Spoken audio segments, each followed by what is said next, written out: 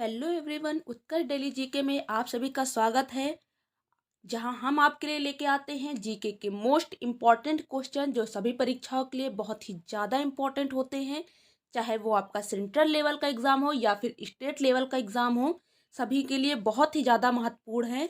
तो चलिए देखते हैं आज का पहला क्वेश्चन।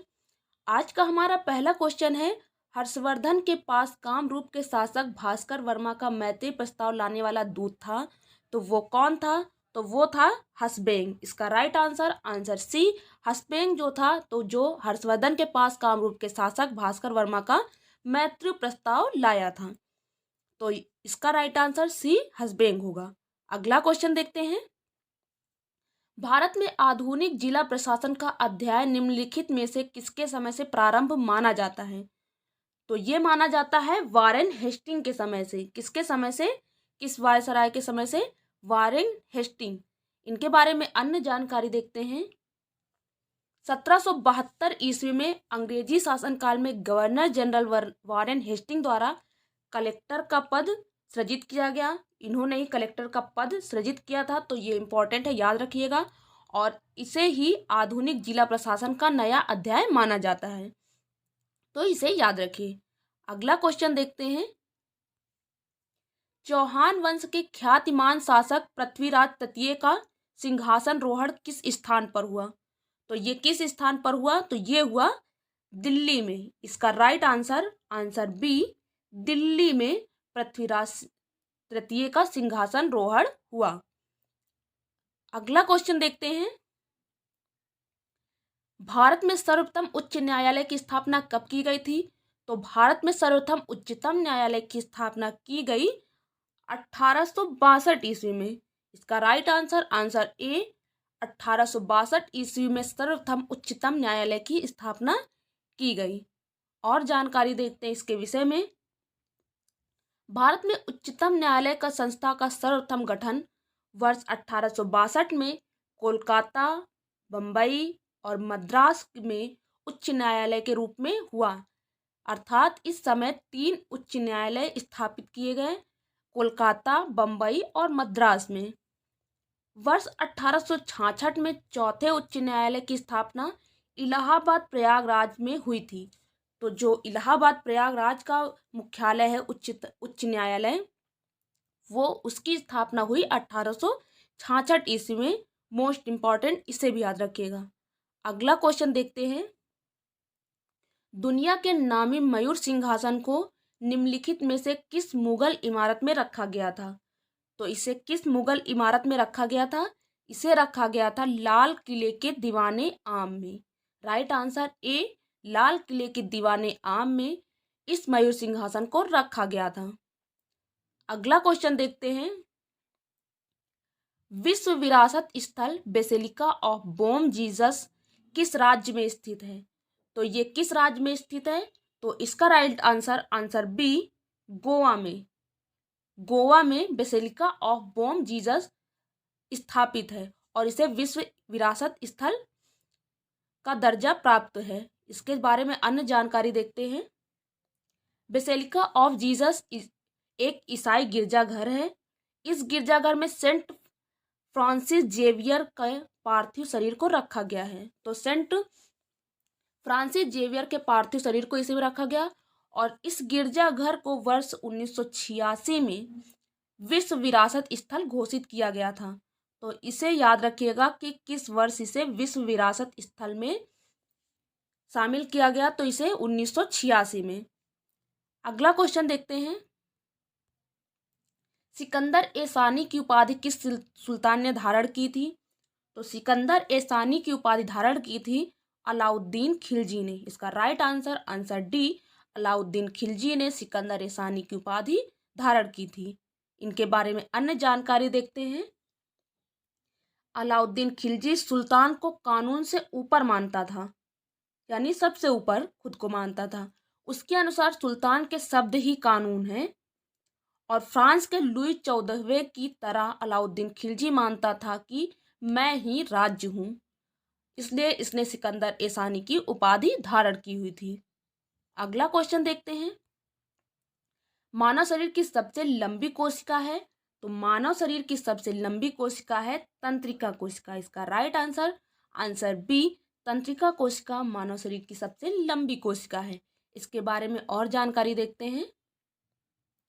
तंत्रिका कोशिका में कोशिका विभाजन नहीं होता। ये सबसे लंबी है और इसमें कोशिका विभाजन नहीं होता। तंत्रिका तंत्र की संरचनात्मक क्रियात्मक इकाई न्यूरॉन है। इसकी संरचनात्मक और क्रियात्मक इकाई कौन सी है? न्यूरॉन है, जिसे तंत्रिका कोशिका भी कहा जाता है। तो इसे भी याद रखिए। अगला क्वेश्चन देखते हैं। भारत के प्रत्येक नागरिक के कर्तव्य के अंतर्गत प्राकृतिक पर्यावरण का संरक्षण एवं सुधार कौन से अनुच्छेद में शामिल है?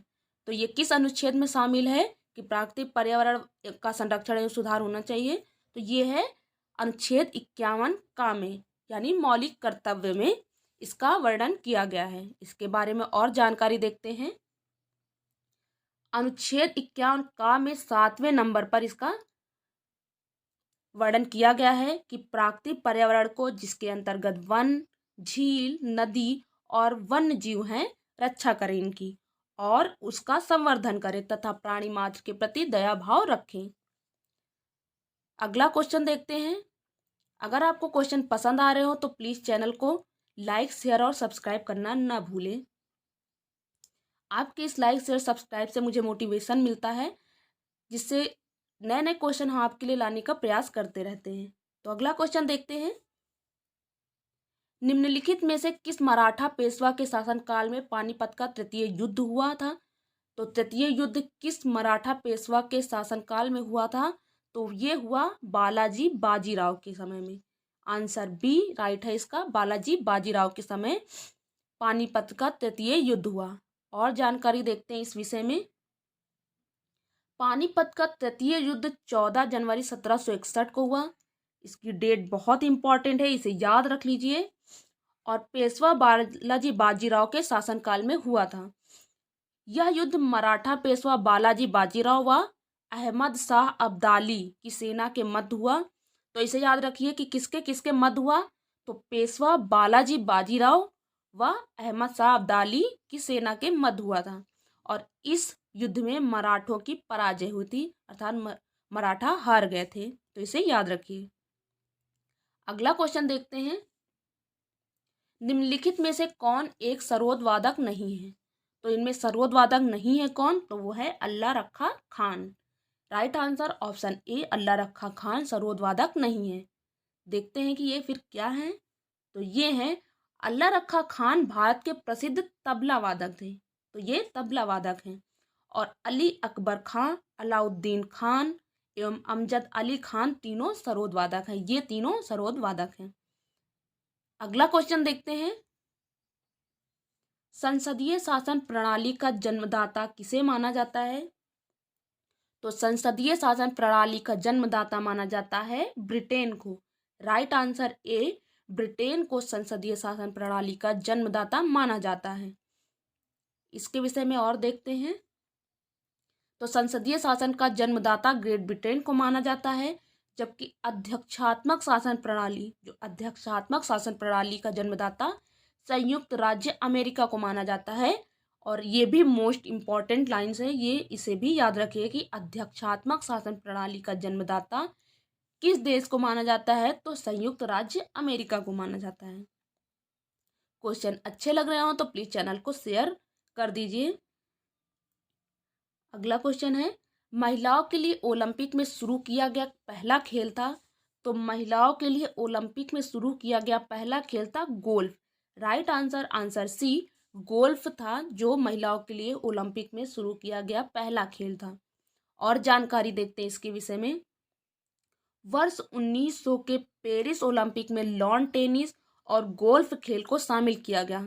ओलंपिक खेलों का आयोजन प्रति 4 वर्ष पर होता है। तो इसका आयोजन कब होता है? प्रति 4 वर्ष। इसे याद रखिए, ये क्वेश्चन भी एग्जाम में आया हुआ है।